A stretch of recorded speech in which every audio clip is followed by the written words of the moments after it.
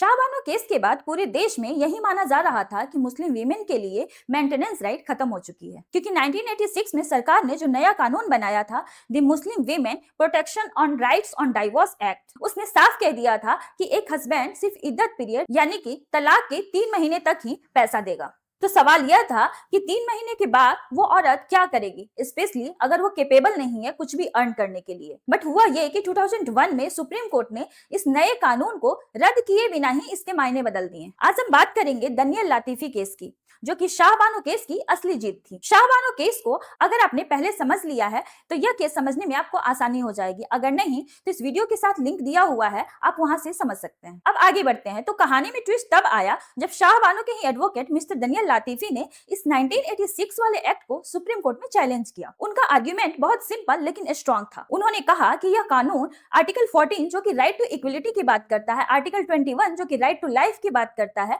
का वायलेशन है। क्योंकि अगर एक हिंदू या क्रिश्चियन महिला डाइवोर्स लेती है तो उसे सेक्शन 125 सीआरपीसी के अंडर पूरी जिंदगी मेंटेनेंस मिलता है, लेकिन मुस्लिम महिला को सिर्फ 3 महीने का ही खर्चा मिल रहा है। ऐसा डिस्क्रिमिनेशन क्यों?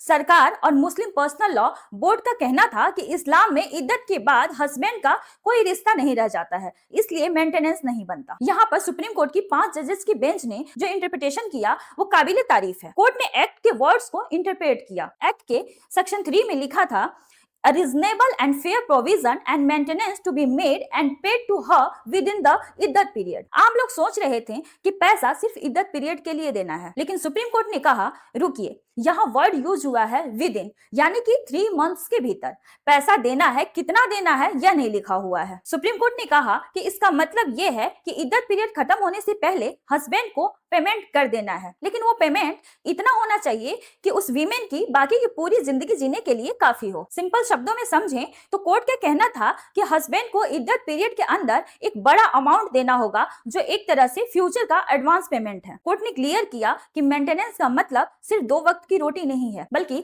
फेयर प्रोविजन है। अगर हस्बैंड ने ये फ्यूचर सिक्योरिटी नहीं दी तो ऐसे में वाइफ वापस मजिस्ट्रेट के पास जा करके हस्बैंड के अगेंस्ट केस कर सकती है। इस फैसले ने बिना पॉलिटिक्स को छेड़े, बिना नए एक्ट को चेंज किए मुस्लिम महिलाओं को उनका हक दिला दिया। दनियल लातीफी केस साबित करता है कि हर वक्त कानून बदलने की जरूरत नहीं होती है, तो जरूरत होती है तो सिर्फ सही इंटरप्रिटेशन की।